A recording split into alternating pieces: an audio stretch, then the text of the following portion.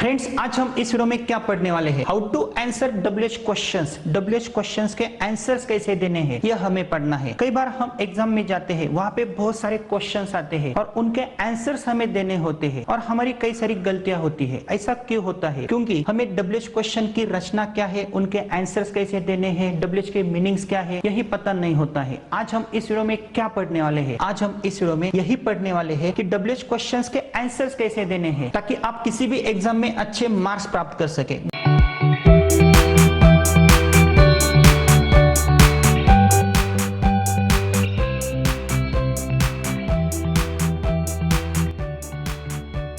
दोस्तों, यहाँ पे मैंने कुछ क्वेश्चंस लिखे हैं। यहाँ पे आप देख सकते हो where you are and where are you. क्या आप मुझे बता सकते हो दोनों में से कौन सा एक क्वेश्चन सही है? वेयर यू आर, क्या यह क्वेश्चन सही है? और वेयर आर यू, क्या यह क्वेश्चन सही है? इसी प्रकार दोस्तों, मैंने आगे कुछ आपके लिए डब्ल्यूएच क्वेश्चंस दिए हैं। क्या आप मुझे बता सकते हो what Ram plays and what does Ram play? इनमें से कौन सा एक क्वेश्चन सही है? यदि आप मुझे बोलते हो सर यह क्वेश्चन है, ऐसा नहीं है दोस्तों, यह क्वेश्चन नहीं है। यह क्वेश्चन है व्हाट डज राम प्ले। ऐसा क्यों? व्हाट क्या है? डब्ल्यूएच क्वेश्चन है। डज क्या है? हेल्पिंग वर्ब है। राम क्या है? यह एक सब्जेक्ट है। और प्ले क्या है? वर्ब का फर्स्ट फॉर्म है। यह वर्ब का फर्स्ट फॉर्म क्यों है? क्योंकि यहाँ पे डज आया है। तो ऊपर का क्वेश्चन नहीं है, नीचे का क्वेश्चन है। दोस्तों, हमें इनके आंसर्स कैसे देने हैं, मैं बहुत ही अच्छा टेक्निक आपको देने वाला हूँ। आपको यह वीडियो अंत तक देखना है। Where he is going and where is he going, इनमें से कौन सा क्वेश्चन सही है? यदि आप बोलोगे सर यह क्वेश्चन सही है, तो आप गलत हो। ऐसा क्यों? डब्ल्यूएच के बाद यदि हेल्पिंग वर्ब आता है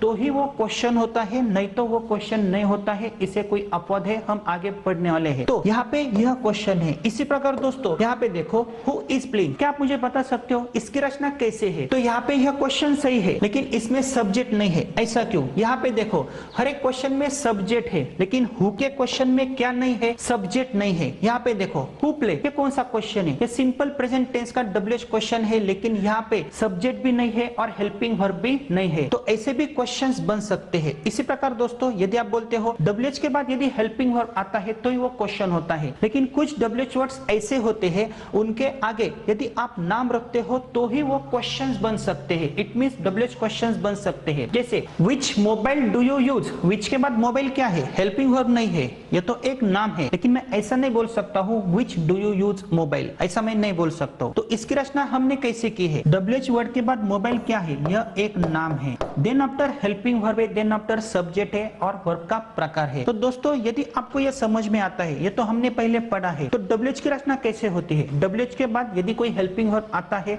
उसके बाद सब्जेक्ट होता है, देन आफ्टर वर्ब या वर्ब का प्रकार आता है, ये तो डिपेंड होता है। और सबसे जरूरी बात, यदि आपको डब्ल्यूएच क्वेश्चन का टेंस रिकॉग्नाइज करना है, तो हेल्पिंग वर्ब के अनुसार आप डब्ल्यूएच वर्ड का टेंस रिकॉग्नाइज कर सकते हो। फॉर एग्जांपल, यहाँ पे इज है, इट मींस यह प्रेजेंट टेंस वाला क्वेश्चन है, और आगे प्ले को आईएनजी है, इट मींस यह प्रेजेंट कंटीन्यूअस टेंस का डब्ल्यूएच क्वेश्चन है। सिंपल है। इसी प्रकार दोस्तों, व्हाट डज राम प्ले, यह कौन से टेंस का डब्ल्यूएच क्वेश्चन है? सिंपल है। डू, डज, डिड हम सिंपल प्रेजेंट टेंस में यूज करते हैं, तो डज सिंपल प्रेजेंट टेंस में आता है, और डज है इसलिए यहाँ पे फर्स्ट फॉर्म है। इट मींस मुझे एक बात पता चली, हेल्पिंग वर्ब के अनुसार मैं उस टेंस का टेंस रिकॉग्नाइज कर सकता हूँ।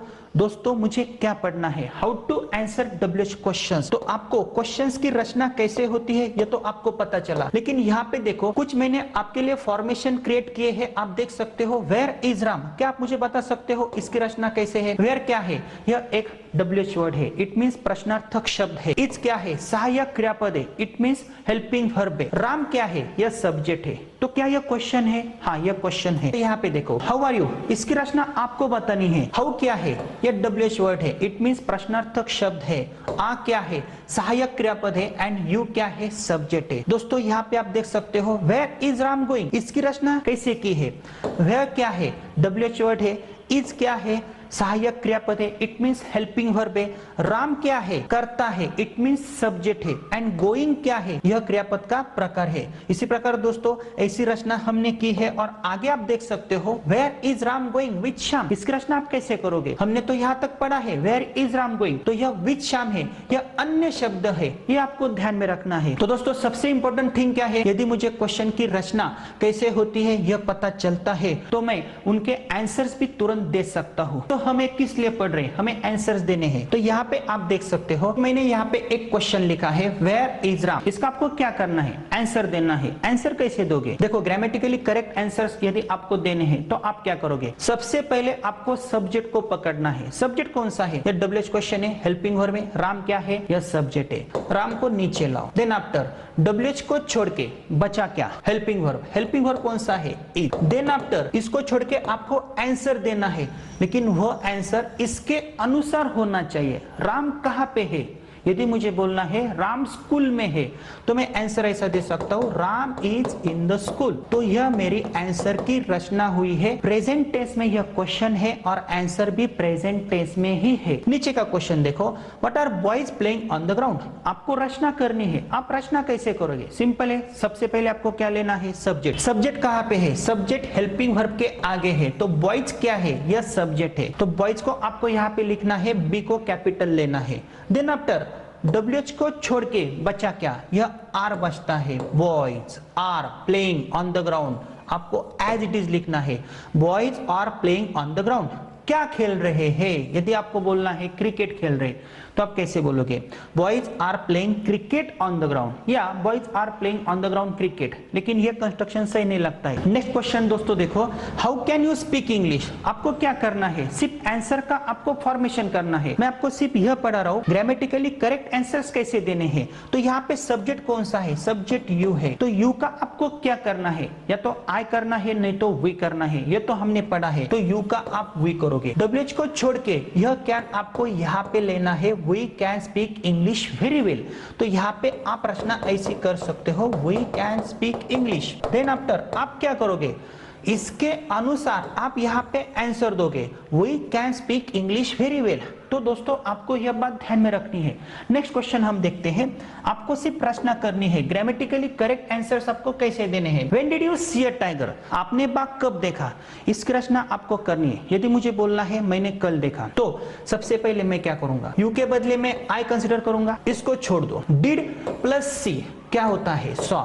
ये रूल हमने पढ़ा है, क्योंकि जब डू डज डिड आता है तो आपको मेन वर्ब में उनको ऐड करना होता है। I saw a tiger. अभी आपको क्या करना है, इसके अनुसार आपको आंसर देना है। कब देखा, कब देखा, मुझे बोलना है कल देखा। तो यहाँ पे मैंने लिखा यस्टरडे। दोस्तों देखो ये जो क्वेश्चन है ये कौन से टेंस का है, यह सिंपल पास्ट टेंस का क्वेश्चन है। नीचे मैंने जो क्वेश्चन बनाया है वह भी सिंपल पास्ट टेंस का ही है। इट मींस क्वेश्चन जिस टेंस में होता है उसी टेंस में आपका आंसर होना चाहिए। यहाँ पे देखो, विथ हुम डू यू प्ले क्रिकेट। आपको क्या करना है, रचना करनी है, आंसर की रचना करनी है। तो किसके पास जाना है, यहाँ पे सब्जेक्ट कौन सा है, यू। लेकिन आपको क्या करना है, आई नहीं तो वी करना है। लेकिन आपने कैसे ढूंढा, इस हेल्पिंग वर्ब के बाद सब्जेक्ट होता है, तो मैंने आई लिखा। With whom do you play cricket, बचा क्या, do plus play. Do plus play आपको ऐसा नहीं लिखना है, आपको क्या लिखना है, प्ले लिखना है। डू प्ले में ऐड करना है। डू प्रेजेंट टेंस है, प्ले में जाता है तो प्ले एज इट इज रहेगा। I play cricket